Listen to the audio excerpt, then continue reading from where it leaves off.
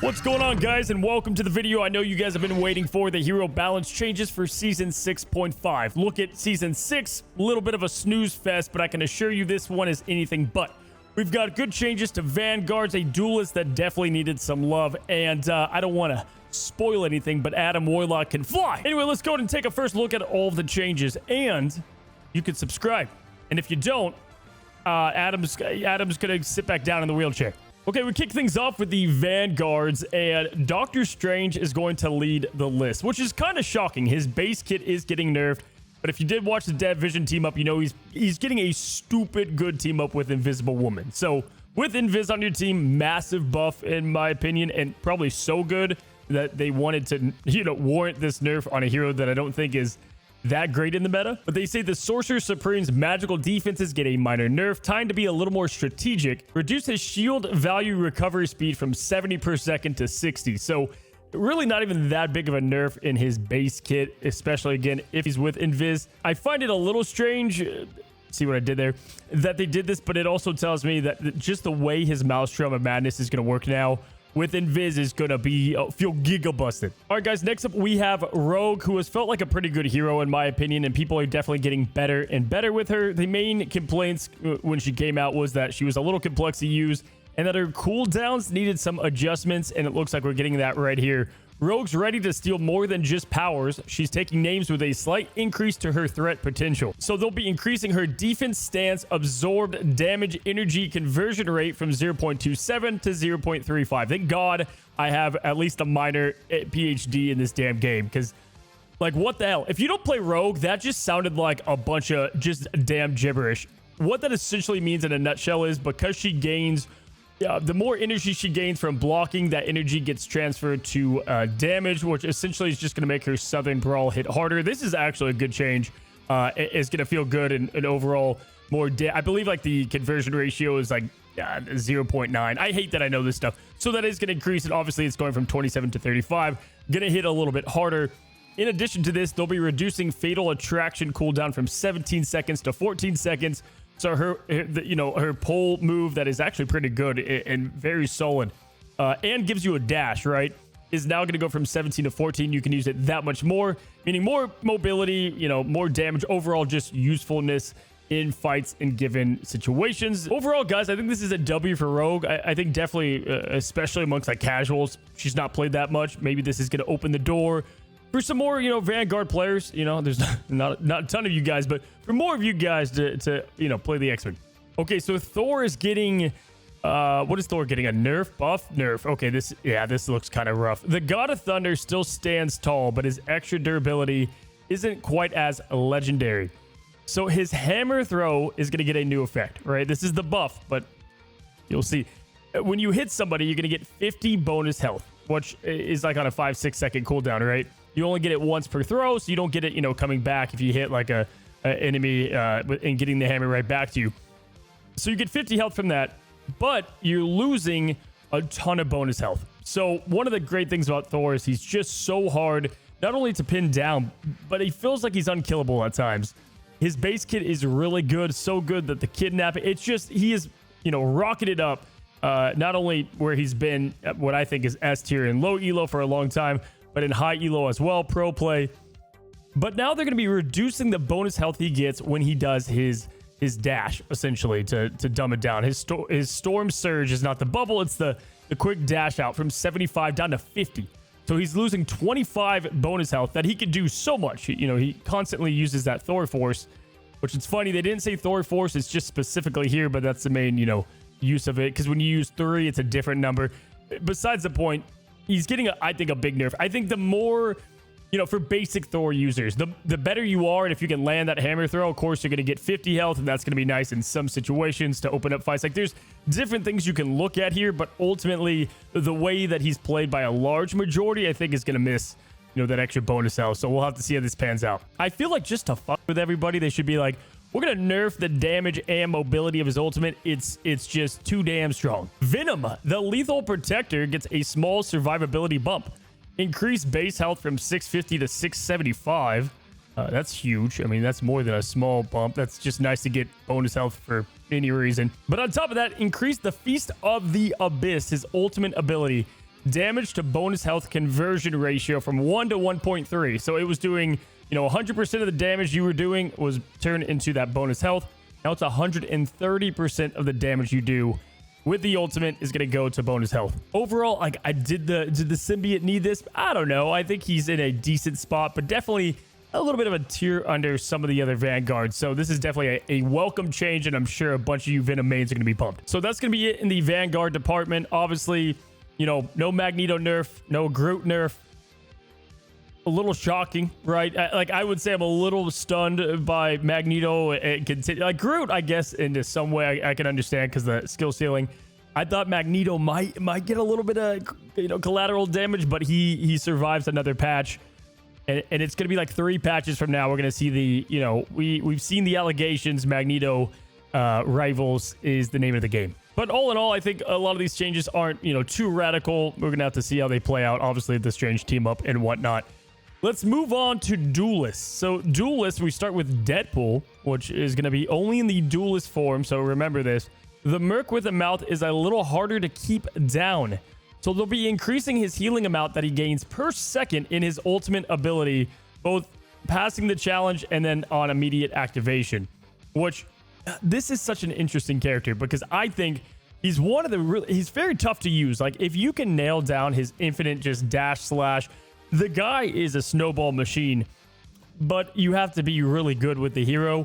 This is going to make it a tad bit easier, but also reward people that are very good with him, because this is the best part about Deadpool in the Duelist kit, outside of the, I guess, consistent damage, is this ultimate, and he's going to be that much harder to take down. So definitely a nice little change to Deadpool. No other Deadpools, though. Spoiler, we'll be getting any adjustments. Not sure if you guys expected that, but that's the way it's going. Move on to Moon Knight. Okay, so Khonshu must be crying off in a corner somewhere. Mark's survivability takes a slight hit.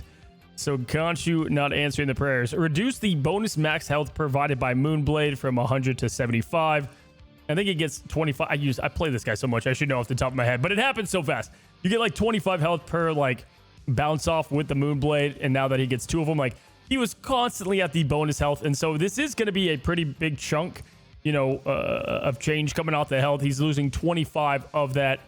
Obviously, he got the damage boost. He's still very good. Moon Knight is just a solid hero, no matter the elo, no matter the rank. I think he is one of the easiest to climb with, and obviously the ult has just been just decimating lobbies for a long time. So he's going to get a small nerf to his overall max health with that right click. In a nutshell, this hurts a little bit of his, overall sustain in group fights and things like that. But one-on-ones, if a Phylocke is coming for you, you're not going to be getting, I guess if you get the Onk and whatnot, you can get up to there. But it's not as often you get up to that max bonus health unless you're already there. Then they engage you. But for the majority, this is in high pressured, group fights or openings of the point and whatnot. All right, we move on to Phoenix, which if you guys watch the last tier list, I think I put Groot as the MVP Vanguard of last patch. But the Duelist, the best Duelist in the game I had was Phoenix, and that was by a good country mile. Watched a lot of pro play, watched a lot of rivals, play a lot of rivals, and Phoenix is disgusting on what DPS she can put out. They buffed her ult to be more survivable, and she continues to rain hell. So Phoenix Force dims a little. Jean's staying power is slightly toned down. Okay, so just a straight up nerf. 275 health down to 250, which is kind of a big nerf for a Duelist, man. This, heck, Widow mains, you can pop Phoenix now for the 5 of you guys that can still play that character. But all in all, I think, this definitely hurts a ton because she can kind of self-sustain with her heal and whatnot as well. I don't know why I'm rambling. It's 25 health. So obviously her survivability is going to go down, making her, get punished more and just overall harder to play. And fun fact, she now has the exact same health as Hela. Okay, so Phylocke, sharper in the fight, softer with her ultimate. And this has been kind of a back and forth for Phylocke for a long time. They do something with her main primary fire, and then they mix up a team up, or they adjust an ultimate. They make it stronger, worse, better, then they adjust the other one. So here we go. The psionic crossbow, which I always forget that's a crossbow. The damage fall off is going to get a bit of a buff. Essentially at 30 meters, you're going to now do 70% of the base damage, not 60. So overall, poke and her presence across matches is going to be stronger in that regard. Obviously, very good character to farm off tanks and then get the ultimate. But now that ultimate is going to be reduced in the single hit damage of Dance of the Butterfly from 170 down to 160. Of course, there's like 8 slashes, so this is a much bigger nerf than just 10 damage. I think this is definitely a fair trade. I mean, you're getting fair and consistent damage with the primary, which is going to reward that, especially on like fleeing targets or again farming up the vanguards, but the ultimate's not as just absolutely brain dead devastating. I'm gonna be honest, I haven't really seen a ton of Psylocks. That has to do with triple support, but also just in general. And that goes for myself. I used to play the hell out of Psylocke and not as much anymore, so we'll see if this can bring her back to some form, or if the ultimate setback, which one is a bigger fall off. I think for general Psylocke mains, they're going to be happy. Squirrel Girl is getting a buff, it looks like. Doreen is now as quick as a squirrel on espresso. Okay. Increase the projectile speed of Squirrel Blockade when unleashing without charge to 20 meters per second to 30. So if you quickly throw the nut, it's going to go a little bit faster, a little bit quicker, go, longer and faster distances. And so this will be nice to spam, what we all love, and getting rooted in place by the nut. I'm going to be honest, guys. I'm going to keep it a buck. Low-key. Actually, high-key. Like, what hero do you hate the most in the game? Because it's not that I can deal with the squirrel. It's just she could go f herself. Okay, so Star-Lord, legendary moments just got a little easier. Easier? Oh my god. Okay, reduce the energy cost of Galactic Legend from 3,400 to 3,100. So yeah, for whatever reason, we're gonna make the auto aim even easier to get. I don't think I don't know. I just don't think I was ever playing Star-Lord and was like, you know what I think? I think I should be getting this ability more often. You dedicated Star-Lord mains are just like, hell, we didn't even ask for it, but we'll take it. All right, we move on to the biggest of the patch. Probably there's one that rivals it, but let's start with Storm. Okay, guys, so Storm's wind and lightning are more electrifying and friendlier to use. This is like a rework almost. This is kind of bonkers. Okay, I've played tons of this hero. I think she's constantly underrated. I talk about that all the time. Definitely more of a team-focused hero right now, and because, even though it's a team game, a lot of people can't, get the team to work together. So in pro play, she's great, but in regular, quick play, ladder, not nearly as good. Half the time, your team's not even by you, or you're flying too high, or a number of million other, just hell on earth reasons. Weather control, tornado, new effects. So tornado is the wind mode, the fast mode. Using Wind Blade and Bolt Rush under this aura now grants Storm bonus health. Damage conversion ratio 25% up to a max of 75 health. Awesome. You're getting 75 bonus health now. Congratulations. That's really good. I mean, her survivability is definitely going to be even more useful, and you can be pretty quick and shifty with this mode, and so you're just going to continue to be even harder to kill, which is nice. And then you can maybe get this and then stack it up before the ultimate and all that good stuff. But then in Thunder mode, this is where it's going to completely change the game. Like, Storm is, like, if you remember, I think it was season 1, maybe season 1.5, Storm was meta. She's back, in my opinion. New effect. Under this aura, Wind Blade hits now reduce Bolt Rush's cooldown by half a second. Only once per cast, even if you hit multiple enemies, doesn't matter. Increase Bolt Rush's spell field range radius from 1 meter to 1.5. This is insane. Like, this is turning her into, like, the teamwork thing to more of, like, a solo... Man, like, Iron Man somehow just took a stray out of nowhere. He's even worse because yet another flyer. Like, this is huge. Okay, but here's the thing. So, Thunder and Lightning new effects. Ally buffs now decay over 2 seconds after leaving the aura. Okay, so on top of that, when, you have your allies in the aura, if they leave, aka any random lobby you're in, the buffs go away. The damage boost, the movement speed. Now, though, it lasts for 2 seconds, right? So, immediately, it's not going to be gone anymore, which is very useful for the damage. Maybe you go in there, you fly off Azella, you can pop a couple of thorns. If you're trying to get to point faster, you can leave the storm. You don't have to play like Taxi all the time. Massive W. Obviously, with like all these buffs, there has to be a trade-off, and that's the damage boost for allies is going to go down from 12% down to 8%. So they have to kind of tame the damage boost that she gives, which I think just got buffed a couple patches ago. But in return, you keep it for 2 seconds once you leave. And on top of that, just her primary and the Bolt Rush is getting much better. So clearly, huge buffs for Storm. In my opinion, just making her much more fun to play. And I've always been like huge on Storm in other games. So this is This is sick to me. Now with the survivability, like, you won't get as decimated, you know, by hit scans, and you can kind of stand your own ground because you have the offense to push back. The Punisher, Frank Castle's ultimate, is going to now come faster, lock and load. So, I mean, hell, you'll take it. I'm not a Punisher player myself. I know there's a lot of you guys out there. 3,700 down to 3,400. So, yet again, if you are Punisher main, you're going to be doing the judge and the jury a bit more. Wolverine, hot damn, this is a massive reduction. His ultimate is going to go from 3,400 down to 2,800, which is a massive reduction. Like, this, Wolverine's already pretty good, and this ultimate is highly underrated. So this is crazy. 3,400 down to 2,800 is absurd. All right, guys, so that is going to do it for the Duelist. Obviously, like, Iron Man and friends are just drowning at the bottom of the pool. Other than that, maybe I thought Namor might get a small adjustment. He's kind of crazy, but I'm pretty happy with the changes. Storm especially. Let's get the Strategist, and this will rival the Storm change for many. I'm not sure if you played Rivals for a long time, but a miracle has happened, folks. If you're not aware, Adam Warlock pretty much plays the game in a wheelchair, right? The Golden God has zero mobility in this game. Absolutely no hops, nothing. In fact, like, there's memes about him, like, getting to, like, off rocks on some hard to play maps, like on Central Park, and he can't get up. Like, he straight up can't do shit. Now, though, here we go. Adam Warlock, cosmic upgrade, new ability, just brand new ability. Adam can now enter flight mode. He can fly, guys. Holy shit. At 10 meters per second for up to 4 seconds at full energy. It's going to be energy base, and now it fully recharges from 0 to max in 15 seconds. So, a pretty long time to get back to the max, but he can fly now. Guys, he can fly now. Like, Adam mains, get ready to lose your mind. Soul Bond also gets a new effect. Adam can now hover and attack during the ability's duration. So, like, you can fly, and then you can do Soul Bond, which is going to make it so much easier to get to people and activate this and get out of things and maneuver. There's a million reasons why this is huge for the hero. But now you can hover and attack while Soul Bond is on, which is going to take some getting used to. But, like, dude, he could be in the air now just, like, firing down at you.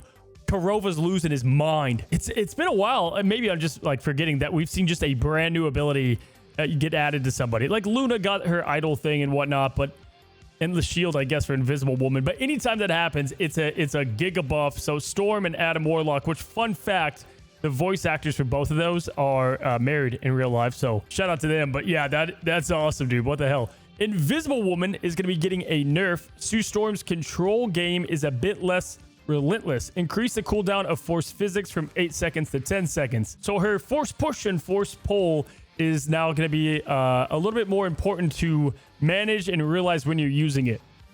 Obviously, like, 8 seconds was very low to begin with, and I think this is overall pretty good for a hero that's so strong and is definitely going to hurt, you know, a little bit of the way her kit works in her rotations and fights, and just not spam it as much, right? Like, this is low-key one of the best parts of what Sue does, and so I think this is going to be a healthy change. But I also just, like, I kind of hate her too. Loki seems like he goes nerf buff, nerf buff. We're on the nerf cycle, and they're going to be reducing his primary ammo count from 12 to 10, which, you know, obviously is a bummer. I think they increased this a long time ago, so it's going down to 10.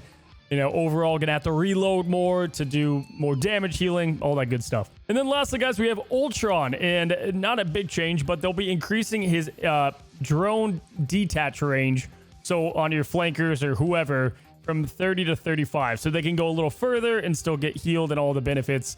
So obviously that'll be nice in plenty of given situations. Not too much on the nerf side of things. Obviously, Invisible Woman and Loki are getting some hits. Gambit, though, he's just, you know, he's fine. He doesn't give a damn, and all the others are untouched as well. But Adam Warlock mains, let's see what this does, because he definitely just kind of felt like the black sheep of the strategist. And that's going to be it, guys. They did add all the team-up stuff, you know, obviously throughout here, but nothing that we didn't find out from the dev vision. Outside of a thing, you know, heroes like the Thing, if they're with Hulk, will get better. And clearly, Mr. Fantastic got a massive buff from this, as well as Doctor Strange. We're going to have to see how those work out. Again, we do get early access, guys, so be on the lookout. I'll be testing all these. The side-by-side, we'll get that to truly see the difference of some of these. And I think, you know, obviously, Adam flying versus walking. I don't even know how I'm going to do that one, but it'll be well worth it. And we have a lot more videos coming your way, guys. Appreciate you guys on the huge milestone of 150,000. Again, I'll be streaming a couple days a week.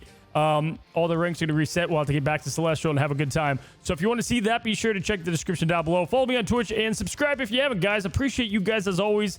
And we have a really good season, hopefully, up ahead. Have a good one. Have a great one. Till the next one. Happy rivaling.